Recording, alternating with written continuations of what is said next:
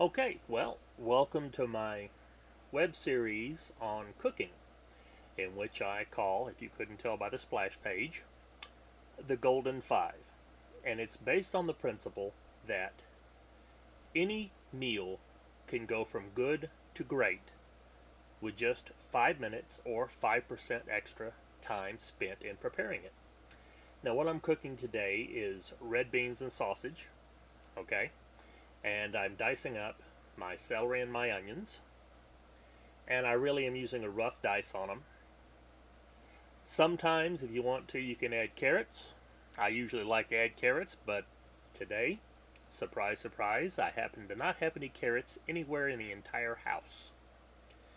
So, we're making them without carrots today. It's a wonderful shot on my elbow there. But anyhow, um, I have a skillet, or not a skillet, but a pan in the background, working up with some olive oil heating up. And when I get the carrots and celery diced, I'm going to put it in the skillet for browning. What you're going to need for this recipe, I think I used 3 or 4 sticks of celery, 1 whole onion. If you use carrots, use 3 carrots. Just make sure and clean everything thoroughly. If there's any brown spots, like there's brown spot on the celery, get rid of that. Basic stuff. Y'all know this. For the sausage, I'm going to be using 3 or 4 red sausage and 1 stick of smoked sausage. As far as other seasonings you're going to need, of course, salt, pepper. I'm going to use, I think I used 3 cloves of garlic. And a seasoning called Old Bay. Another thing I'm going to do in this series is nothing I'm going to use is going to be difficult to find. Everything I use can be found in a standard southern grocery store. None of this prosciutto, lamb's feet, some weird cheese or spice that you'll never see in Mississippi, Tennessee, or Arkansas. Everything's going to be inexpensive, easy to obtain, and easy to cook with. Like I said, just 5% more than what you would normally do. That's all that's different. So after I dice the celery and the onions, I drop them in the pan.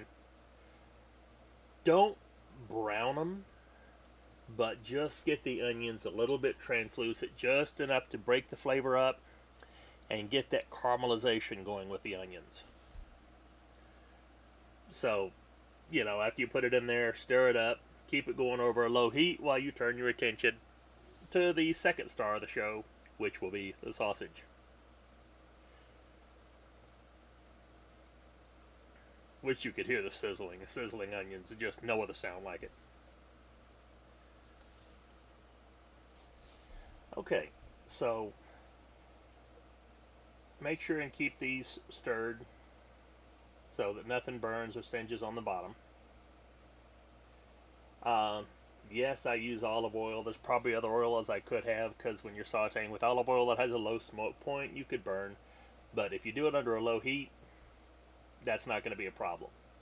Okay, I did end up using 3 red sausage. I don't want to say the brand, just the brand you find in Kroger, Walmart. I'm quartering them, and then I'm going to put them in a rough dice past that point.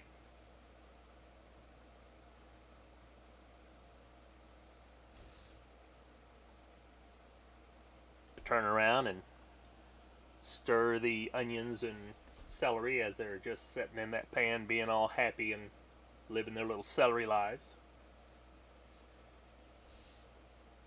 Okay, at this point you can see about what size I'm cutting the sausage down to. And once again, turn around and give the other stuff a stir. So,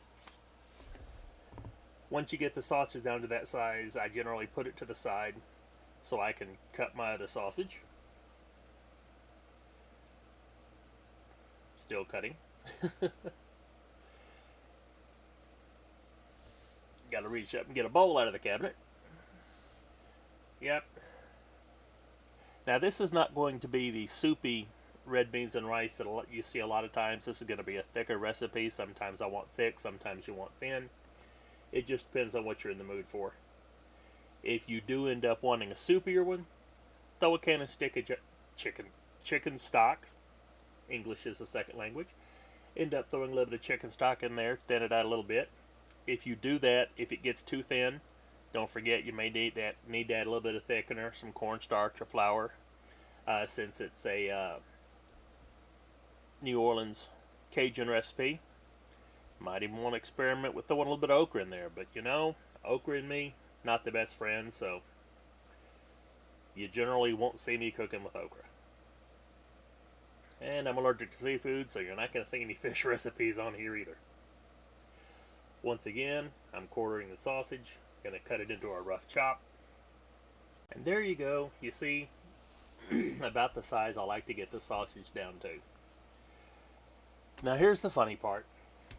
Camera battery is about to die. So what you're going to miss in the video is I add 2 cans of red beans, 1 can of black beans, about 2 teaspoons or a good tablespoon of a seasoning called Red Bay. In a second you're going to see me stir this up and add my garlic. You take your garlic cloves, and I usually use a grater. Instead of chopping garlic, if you grate it, it opens it up, and it takes seconds as opposed to trying to chop your garlic. Okay? It's much faster, much easier to use. Okay, so to keep going, I added about 2 teaspoons to a tablespoon of Old Bay, salt and pepper to taste, 2 cans of red beans, 1 can of black beans. I simmered it for about 30 minutes, and thank God you didn't have to sit through that on the video.